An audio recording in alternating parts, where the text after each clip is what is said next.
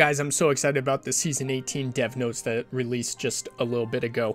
One of the things that really disturbed most of us is how it seemed like Apex wasn't listening, didn't care what we think, and I think this answers a lot of our questions. Number one, the link for this will be in the description below. I'm not going to read it word for word, but you can go and look at it. I'm just going to kind of do some summary and a couple reading between the lines, if you will. So number one of the most exciting things is adding a rule set that applies to Diamond Plus is absolutely essential. Like, this is something I said in a couple different, other communities in Apex, but I doubt it was me that came up with this idea. I'm sure they thought of it too.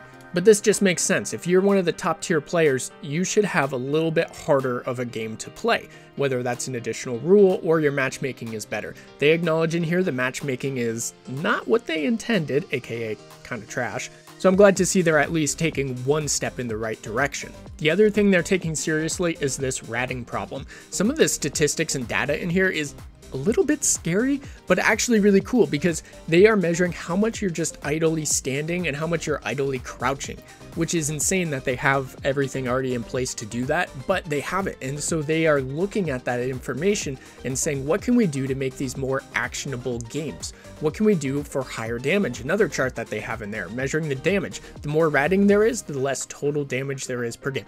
Generally. Another thing that they were looking at is ring damage, which again affects the ratting. You're not going to rat or, be on the far edge of ring if you know it's going to kill you in 3 hits.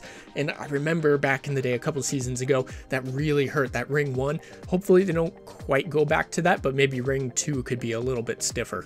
Another piece that they talked about was these endgame fights, which have been absolutely epic. I don't care what rank system you're in, if you're silver or all the way up to pred.